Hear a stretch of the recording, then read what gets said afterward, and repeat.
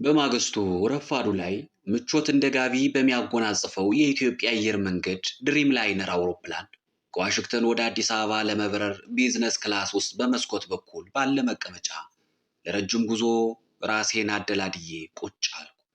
ከጎኔ ዕድሜያቸው በግምት 70 ዓመት የሚሆናቸው ሽማግሌ ፈረንጅ ተቀምጠዋል። ረዘም ያለ ቁመና ሲኖራቸው ፀጉራቸው ሙሉ በሙሉ ሀጫ በረዶ ይመስላል። በስርዓት የተቀረጸው ጺማቸው ግርማ ሞገስ አላብሷቸዋል። ግንባራቸውና አይናቸው አካባቢ ቆዳቸው የተሸበሸበ በመሆኑ አዛውንት መሆናቸውን ያሳብቃል። በተረፈ ንቁና ደስተኛ ይመስላሉ። በሚገርም አማርኛ እንደምን አረፈድክ፣ አንድሪው ባርነስ እባላለሁ አሉኝ። የመቀመጫ ቀበቷቸውን አስረው ሲጨርሱ እጃቸውን ለሰላምታ እየዘረጉ እግዚአብሔር ይመስገን፣ እንደምን አረፈዱ፣ እኔም ሲሳይ እባላለሁ አልኩኝና በሁለት እጆቼ ጨበጥኳቸው። ጥርት ያለ አማርኛ ነው የሚናገሩት። ከየት ተማሩት አልኩ። ጎጃም ደብረ ማርቆስ ለ4 ዓመታት ያክል ኖሬያለሁ። በቀዳማዊ ኃይለ ሥላሴ ጊዜ ነው። የአሜሪካ የፒስ ኮር አባል ሁኜ የእንግሊዘኛ ቋንቋ ለማስተማር ነበረ እንደ ኢሮፒያን አቆጣጠር በ1969 የመጣሁት አሉ። የበረራ አስተናጋጆች በበረራ ላይ መወሰድ ስለሚገባቸው ጥንቃቄዎች የሚሰጡትን በድምፅና በምስል የተቀናበረ የተለመደ መግለጫ በጸጥታ በማዳመጥ ቆየን። አውሮፕላኑ አየር ላይ አቅጣጫውንና ከፍታውን አስተካክሎ የመቀመጫ ቀበቶ እሰሩ የሚለው ምልክት ሲጠፋ ፊቴን ወደ ሚስተር አንድሪው ዞር አድርጌ ራሴን ለወሬ ዝግጁ አደረኩ።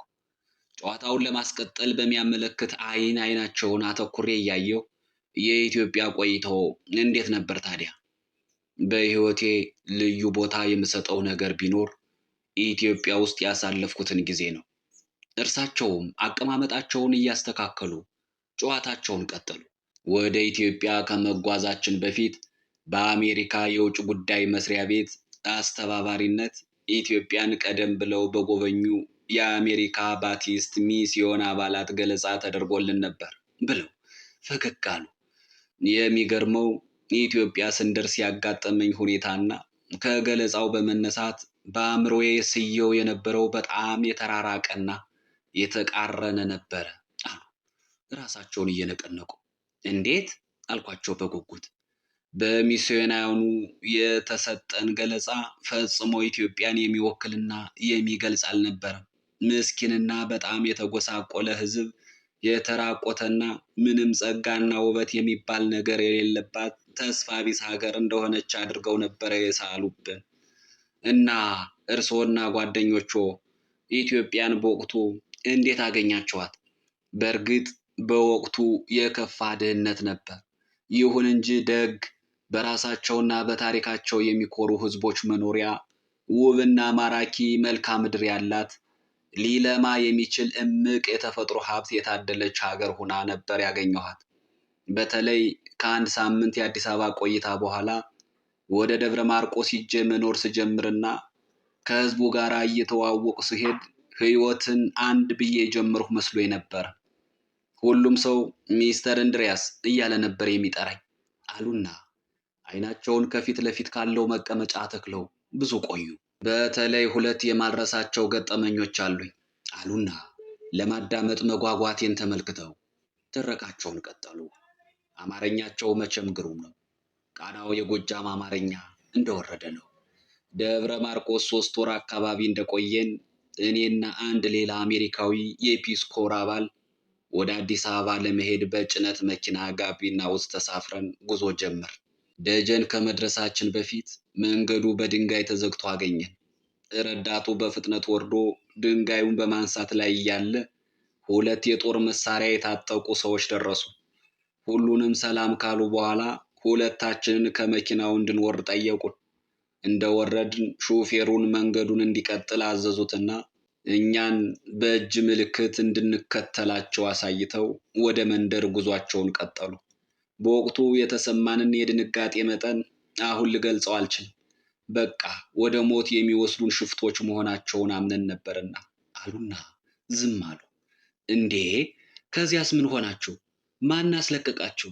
ጥያቄዎችን አዥጎደጎድኩባቸው። ፈገግ አሉና ከሰፈር ስንደርስ ሰፊ ድግስ ተደግሶ ስጋ፣ ጠጅ፣ ጠላ ቀርቦ ተጋባዡ በደስታ ላይ ሆኖ ደረስን። እኛን ሲያዩ ሽማግሌዎቹ ከመቀመጫቸው ተነስተው ካስቀመጡን በኋላ በልግስና ይጋብዙን ጀመር። እኔና ጓደኛዬ ደንግጠን ስለነበር ግብዣው የበለጠ ግራ አጋባን። ወደ ሰው ስንመለከት ግን ሁሉም በፈገግታና በአድናቆት ነው የሚመለከተን። እናም አስጊ ነገር እንደሌለ ቀስ እያልንም ቢሆን ተረዳን። ትንሽ ቆይተን ተረጋጋንና ምግብ በልተን ጠጅ መጠጣት ጀመር። የሚገርምህ ጥሬ ስጋ ለመጀመሪያ ጊዜ የበላሁት ያን ጊዜ ነው አሉና ሳቁ። ከዚያስ 1-2 ሰዓት እንደቆየን ያመጡን ሰዎች እንደገና እየመሩ ወደ መንገዱ ወስደውን መኪና መጠበቅ ያዝን። ከ1 ሰዓት ቆይታ በኋላ መኪና መጣ። አንደኛው የያዘውን ጠመንጃ ወደ ላይ አቃንቶ ሲያሳየው ሹፌሩ መኪናውን አቆመ። በዚህ ሁኔታ አሳፍረውን ተመለሱ እልሃለሁ። የሚገርም ነው። ለምንድን ነው እንዲህ ያደረጉት? እየተገረሙ ጠየኳቸው። ይገርምሃል፣ ዓላማቸው እንግዶቹን በተለይም እኛን መጋበዝ ነበረ። በዚያን ጊዜ በጎጃም እንግዳ መጋበዝ የትልቅነት ምልክት ተደርጎ ይቆጠር ነበር አሉ። በሀገራችን በተለይም በከተማውና በምሁሩ አካባቢ ከፍተኛ የማህበራዊና ባህላዊ አስተሳሰብ ለውጥ የመጣ ቢሆንም እንግዳን የማክበር ባህል በገጠሩ አካባቢ አሁንም እንዳለ የኔ ገጠመኞች በአእምሮዬ እየተነባበሩ ይመሰክሩልኝ ጀመር። አንድ ሌላ የሚያስቀውን ገጠመኝን ደግሞ ልንገርህ አሉ እንደገና ፈገግ ብለው። በኢትዮጵያ የአሜሪካ ኤምባሲ ቆንስላው ግቢ ውስጥ ግብዣ አዘጋጅቶ ሁላችንን የፒስ ኮር አባላትን ጠራ። ያን ጊዜ አማርኛ መናገር የጀመርኩ ቢሆንም ቃላት ይምታቱብኝ ነበረ። ታዲያ በዚህ ግብዣ ላይ ሚኒስትሮች፣ ዲፕሎማቶች፣ ልዑላን፣ የንጉሱ ቤተሰቦችና ታዋቂ ሰዎች ተጋብዘው ነበር። በአጋጣሚ አሁን ስሟን ረሳሁ እንጂ አንደኛዋ የጃንሆይ ልጅ ልዕልት በግብዣው ላይ ተገኝታ ነበር። ወጣትና በጣም ቆንጆ ነበረች በወቅቱ። ያው እንደምትገምተው ወጣትነት አለ። በዚያ ላይ የመጠጥ ሞቅታ ተደምሮበት ግማሹ ይደንሳል፣ ግማሹ ቁሞ እየጠጣ በነፃነት ያወራል። በዚህ መሃል ሰብሰብ ብለን ከቆምንበት የጃንሆይ ልጅ ልዕልት ወደኛ ቀረብ ብላ ሰላምታ ሰጥታን በኢትዮጵያ ቆይታችን ተደስተን እንደሆነ ወይም እንዳልሆነ በአጠቃላይ ያየነውንና የታዘብነውን እንድንነግራት ጥርት ባለ እንግሊዘኛ ጠየቀችን። ሁላችንም የተሰማንን በአድናቆት ስንነግራት ቆይተን በመካከል አማርኛ መቻሌንና ለእርሷ ያለኝን አድናቆት ለመግለጽ ፈልጌ ቂጥሽ በጣም ቆንጆ ነው አልኩ። ፊቷ በአንድ ጊዜ ልውጥ አለ። ወዲያው ናይስ ቱ ሚቲንግ ዩ፣ ስለተዋወቅን ደስ ብሎኛል ብላን ሄደች። የሆነ ቦታ ላይ እንደተሳሳቱ ገመትኩና በራሴ ሽምቅቅ አልኩ። አብሮን የነበረው ኢትዮጵያዊ ዲፕሎማት በድንጋጤ ምን ነካህ አለኝ በእንግሊዘኛ። ምን ነው? ምን አጠፋው አልኩኝ እኔም ደንግጬ። እንዴት የጃንሆይ ልጅ ቂጥሽ ቆንጆ ነው ትላለህ ብሎ በእንግሊዘኛ ሲነግረኝ በድንጋጤ ለወድቅ ምንም አልቀረኝም ነበር አሉና በሚነግሩኝ ሰዓትም ወደዚያው ስሜት ሲመለሱ አሁን ድረስ ድንጋጤያቸውና ሀፍረቱ የለቀቃቸው አይመስልም። በነገሩ ተገርሜ እየሳቁ ምንድን ነበር ለማለት የፈለጉት አልኳቸው። እኔማ ጉንጭሽ በጣም ቆንጆ ነው ለማለት ነበር። በእርግጥም በጣም ያምር ነበር።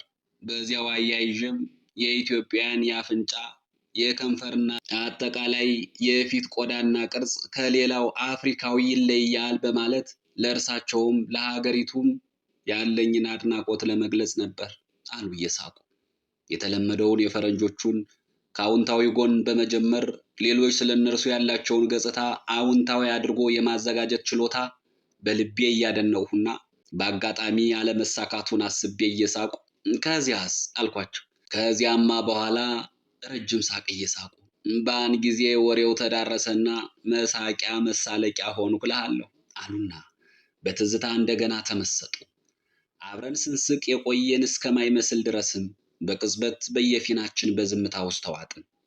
ፈጠን ብዬ ከዝምታ ተመለስኩና ጨዋታችን እንዲቀጥል መፈለጌን በሚያሳይ ሁኔታ አሁን ለምን ተግባር ነው ወደ ኢትዮጵያ የሚሄዱት አልኳቸው። እንደነገርኩህ ኢትዮጵያን ሁልጊዜ በመልካም ትዝታ ሳስባት ቆይቻለሁ። አሁን እድሜ እየገፋ ስለሆነ ረጅም የውጭ ሀገር ጉዞ ከማቆሜ በፊት ለመጨረሻ ጊዜ ለማየት ነው። ወዳጆችም ስላሉኝ እነርሱንም እጠይቃለሁ። በዚያውም በሀገሪቱ ያለውን ለውጥ አያለሁ። ብቻ ኢትዮጵያን መጎብኘቴ የሆነ ሰላም እንደሚሰጠኝ፣ እረፍት እንደሚያጎናጽፈኝ አምኛለሁ አሉ። ከረጅም ዓመታት በኋላ ወደ ቤተሰብ በናፍቆት የሚመለስ ሰው በመምሰል ጉብኝቶ የተሳካና አስደሳች እንዲሆን ከልብ እመኛለሁ አልኩና አክብሮቴንና ደስተኛ መሆኔን ገለጽኩላቸው። አመሰግናለሁ አሉና ዝም አሉ። ትንሽ ቆየት ካሉ በኋላ ግን የእርሱን ስለምን አልሰማም በሚል ስሜት አንተስ ወደ አሜሪካ ለምን መጣህ ነው ወይስ እዚሁ አሜሪካ ኗሪ ነህ አሉኝ። ኗሪ እንኳን አይደለሁ፣ ኢትዮጵያ ነው የምኖረው። ለአጭር ጊዜ ለስራ መጥቼ ነው አልኳቸው። ምን አይነት ስራ ነው? ቢዝነስ ነው ወይስ የዲፕሎማሲ ስራ አሉ። አትደብቀኝ እንጂ በሚመስል ተማጽኖ። እኔም በጨዋታችን ደስተኛ ከመሆኔ በላይ ለኢትዮጵያ ያላቸውን ፍላጎትና ክብር አስቤ ዋናውን ጉዳይ ላጫውታቸው ፈለኩና የመጣሁበት ሰበብ ቢዝነስ ነው አልኩና ከዘረዘርኩላቸው በኋላ ዋናው ዓላማዬ ግን ዋሽንግተን ዲሲ ሃዋርድ ዩኒቨርሲቲ ካሉ ምሁር ጋር በመገናኘት አንድ የእንቆቅልሽ መፍቻ ቁልፍ ለማግኘት ነበር በማለት የማዳመጥ ፍላጎታቸውን ለማወቅ ሞከርኩ። የምን እንቆቅልሽ ሲሉ እርሳቸውን በከፍተኛ ጉጉት ከመቅጽበት መለሱ። አይ ታሪኩ ረጅም ነው አልኩና ራሴን እንደማከክ እያደረጉ እንደ ብዙዎቹ ፈረንጆች በጉዞ ላይ በዝምታና በንባብ ከማሳለፍ ይልቅ እንደኛ በጨዋታ ማሳለፍ የሚፈልጉ መሆናቸውን ለማረጋገጥ ስል ተረጋጋሁ። አትላንቲክ ውቅያኖስን አቋርጠን በአውሮፓ ሰማይ ላይ አልፈን የሜዲትራንያንን ባህር ተሻግረን አሰልቺውን የሊቢያንና የሱዳንን በረሃ ቁልቁል እያየን በመጓዝ አዲስ አበባ ለመድረስ ከ15 ሰዓታት በላይ አየር ላይ እንቆያለን። ስለዚህ የምናወራው ረጅም ታሪክ ያስፈልገናል በማለት ስጋቴን አርቀው በፈገግታ ፍላጎታቸውን ገለጹልኝ። እንዳላሰለችዎት ብዬ ነው እንጂ አልኩ በድጋሚ። ፈጽሞ፣ ይልቅስ ዝርዝር አድርገህ እንድትነግረኝ እፈልጋለሁ። እንቆቅልሽ የሆኑ ታሪኮችን መስማት ደስ ይለኛል አሉ። ካሉሽ እንግዲህ አልኩና ተመቻችቼ ትረካዬን ጀመሩ። እንግዲህ የዛሬው ዝግጅት እስከዚህ ድረስ ነበረ። ቀጣዩን ክፍል ይዘን እንቀርባለን። እስከዛው ድረስ መልካሙ ነገር ሁሉ ከእናንተ ጋር ይሁን። ሰላም።